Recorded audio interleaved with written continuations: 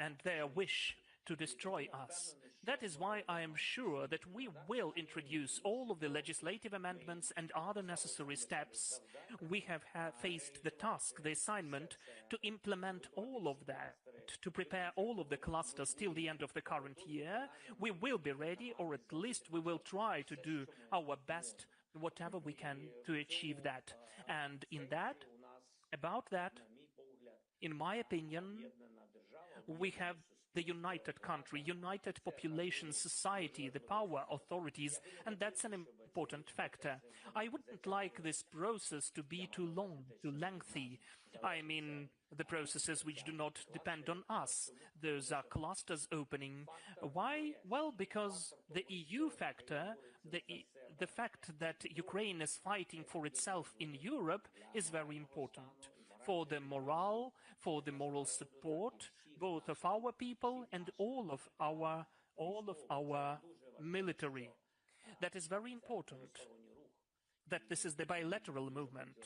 And we would really like that to be well assessed by all of the possible institutions and all of the leaders who are sometimes in doubts. So for us, the quicker Ukraine is able to open the clusters and to have the fully fledged negotiations platforms, the better it is for us. It will be a supporting factor for Ukraine. So as you know, and in the last weeks it was always reported, here in Brussels there are some concerns about judicial independence in Ukraine, especially after the creation of two independent anti-corruption bodies. The enlargement report says, recent negative trends, including a growing pressure on the specialized anti-corruption agencies and civil society, must be decisively reversed. What will you do to address these concerns? Well, in my opinion, I do not see that in the report. I know that there are certain messages, but I would check the real quotes from the report. But secondly, during the war, we have implemented the widest, the broadest anti-corruption infrastructure in Europe. And I don't know about any country who has that many anti-corruption authorities. Maybe it can be in other countries, but we are doing everything possible. There is a plan, and it's not the plan which we are inventing. This is the plan which we create in the dialogue with the European Union to start the negotiations platform, to open the clusters. Ukraine has to stick to the very specific list of laws and reforms. And that is why, during the war, we need to be more specific in our steps. We are focused on that in a sufficient way. There is a request from Ukraine. Our legislation should coincide or be approximate to the European one. There are certain laws and reforms, and we are implementing them. An interesting idea discussed here in Brussels, as you know, allow new members in earlier, but without full membership rights at first. Would you be willing to speed up a session, to give up a veto at the beginning?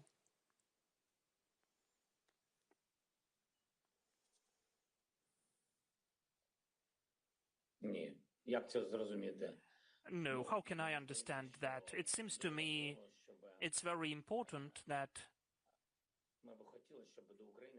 we would like that Ukraine could get such a treatment as to the equals. And if we speak about the EU membership, it has to be fully fledged.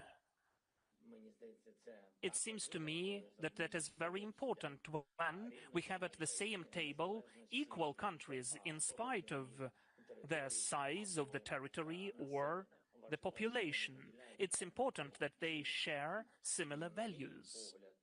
In my opinion, you cannot be semi or demi-member of the EU.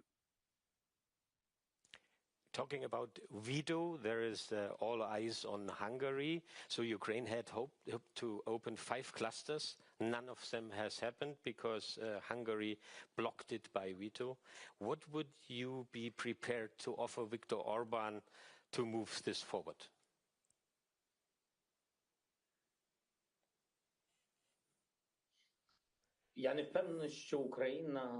I'm not sure that Ukraine has to bargain with its own values. Russia failed to do that. So I don't know. I don't think that Ukraine or that the Hungarian leader can do that. You cannot stop the people in their rights.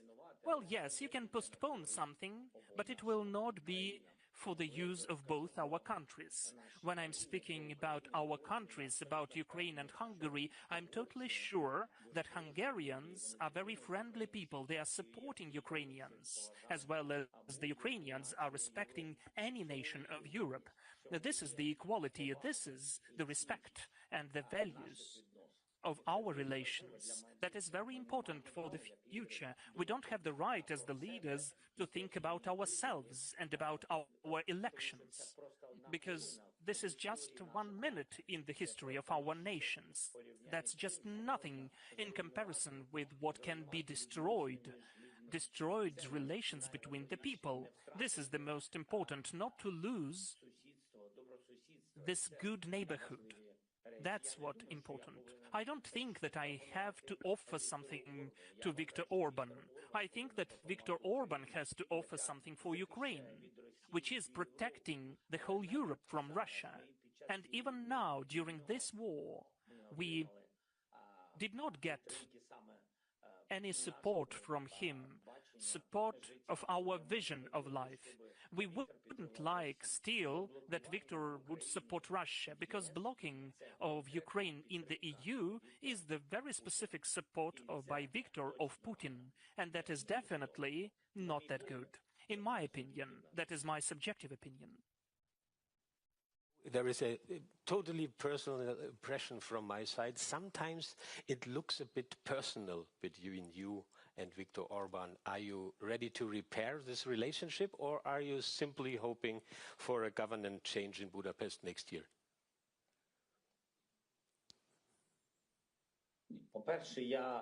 First of all,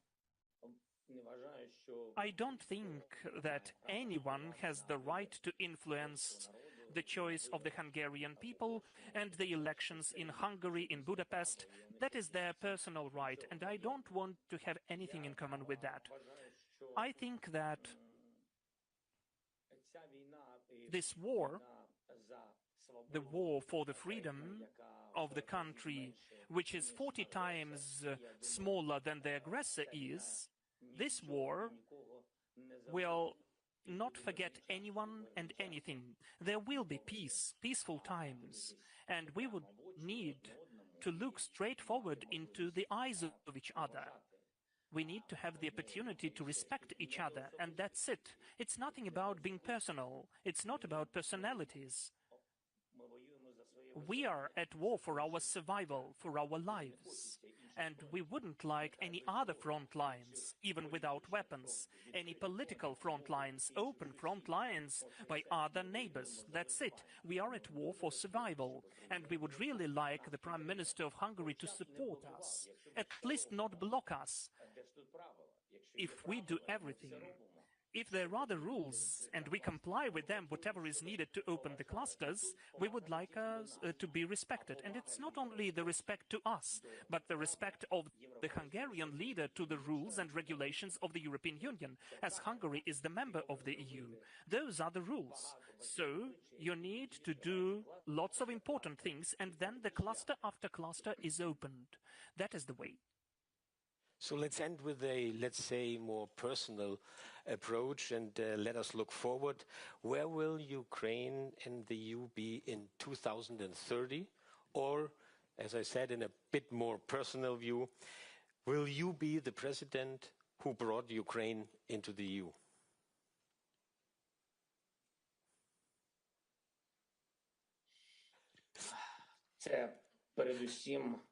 First and foremost, I would like to believe that Ukraine will be in the EU before that, earlier.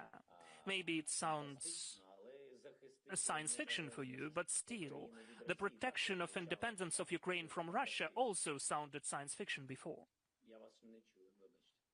I do not hear you. When you open again the timeline, what is your wish? If it's earlier than 2030?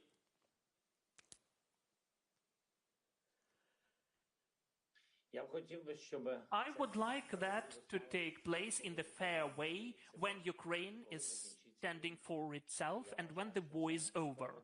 I think it would be just and fair, because as I already mentioned, we are at war for this kind of future, for our Ukraine and for the future of Ukraine in Europe. I think that is fair, so that Ukraine, after the end of the war, could become a full-fledged member of the European Union. Undoubtedly, I would like to be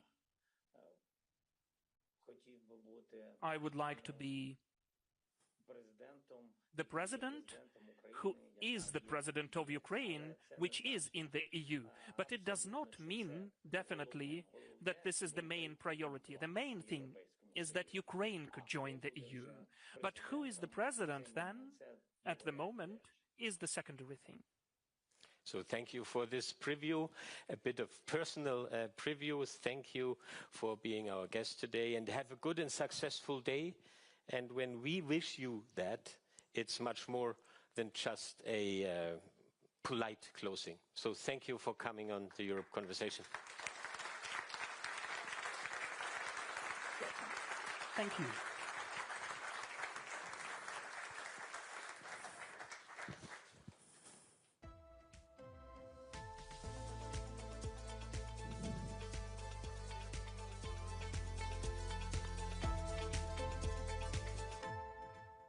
Thank you so much. That was Klaus Strunz there, editorial director of CEO, speaking, of course, to Volodymyr Zelenskyy, president of Ukraine. So a warm thank you to him as well for being live with us on what Antonio Costa, the president of the EU Council, said today was literally the most important day on the Brussels map for that topic of EU enlargement. And now it is time to focus on a country whose fate is very linked, in fact, to Ukraine, on Moldova, submitted the candidacy back in 2022, and we're thrilled to have President Maia Sandu with us here physically in Brussels. Come up on the stage. You'll be sitting down with Euronews' EU editor. That's Maria Tadeo. So a round of applause. Thank you. Thank you very much. Thanks. Well, thank you very much. And welcome to the Europe Conversation. My guest today is Moldova's President, Maia Sandu. Thank you very much for being with us on Euronews. Of course, when you run for the election, and you clearly won that election in very difficult circumstances, a choice was very clear. Whoever voted for Maia Sandu was voting for Europe, and it was voting to join the European Union. The obvious question may be, perhaps it seems obvious to you, but why is this such an existential question for your country? Well, first of all, because Moldova wants to continue to be a democratic country, wants to be part of the free world, and of course because of the security threats that we have been experiencing, because of the hybrid war that we have been experiencing, especially since Russia's invasion of Ukraine. So because we want to be part of the free world, and the membership of EU would allow us to achieve that. One of the questions, obviously, when it comes to enlargement is that you wish to join, the EU wants to take you in, but there's hurdles in between, and that can get extended, and it becomes very difficult. What is the concern for you if this process doesn't move fast enough? Because I'm sure you think about this at night. Well, of course, the first question is for us, because we have now an excellent political opportunity. We have significant popular support, but also we have significant commitment in all state institutions to implement the EU reforms, and it would be a pity to lose this time. But also, you know, we won the battle this time at the previous 3 elections, but it doesn't mean that Russia is going to give up on Moldova. And if we want more security in the region, if we want more security for Europe, but also for Ukraine, we need to make sure that we don't lose time in Moldova and we consolidate our country and our democracy. So to put this in very crude terms, if you don't join the European Union, do you believe there is a threat to the sovereignty of your country? And ultimately, this leaves you totally at the mercy of Russia. Of course, you know, it's not easy. We have, in the last 12 months, we had 2 national elections and a referendum, and we have seen an unprecedented influence, external influence from Russia. It was not easy for us to deal with so many challenges, but we knew that Europe is helping us, is next to us, and that we have an objective to become a EU member state. If we don't deliver in the next 3 years, we have the presidential elections in 3 years and then parliamentary elections, then what's going to be the message to the people? Because you might have the situation that the government has delivered, and we have seen even in today's report, I haven't seen the report, but I've seen some statements, including by Commissioner Kos, that Moldova did manage to show significant progress. So if you deliver at home, but you don't see progress on behalf of EU, then of course this creates significant risks for Moldova and for the rest of the countries in the region. And you mentioned the report that was put out by the European Commission with the recommendations, of course. They say that you're making huge progress, again, in difficult circumstances, and they also say you're ready to open all clusters in November. The obvious question is, why has this not been done before? It's almost the end of the year. That's a question to the EU. We have been ready since February to open the negotiations on the first cluster, and now EU says that we can open all the clusters. And I do understand that there are all kinds of solutions, but EU also needs to have a timetable to take a decision, a deadline to take a decision on this. Otherwise, they can discuss, you know, for a long time. And I have to ask you a follow-up question, because some believe, of course, in Brussels, that the concern is not so much Moldova, the issue, but is Ukraine. And many look at the Moldovan bid and the Ukrainian bid as joint bids, as twins. You applied almost at the same time. Is that how you see it? Well, the documents say that it's a merit-based approach, and we do believe in a merit-based approach, and it should be both for Moldova and Ukraine and for the rest of the countries. As we could see in the reports, both countries are ready to move to the next steps. So it's now really up to the EU to adopt a decision and to move forward. And on that point, however, of course, is the elephant in the room in Brussels. Just a final point on this. The issue with the clusters and the negotiation is because, in a way, Moldova is now in the cross battle between Ukraine and Hungary. There's a veto along the way. Many look at it as a joint bid. The two need to move together, but Ukraine has serious problems now moving forward because of this veto. Is there a way that this can be solved?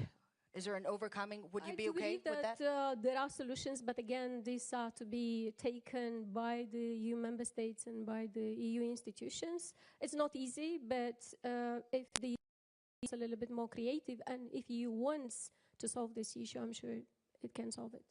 And then, of course, we have to talk briefly about the election campaign, because what happened in your country, and it has been documented, it's an unprecedented interference in an election. Now that there's been time to settle after the election took place, what is the sense that you perceive? What are the threats that you see moving on forward? And again, is there something that you learned from this campaign and this election, which I repeat, it's not the only one, but again, it put the focus on there is interference going on in European elections?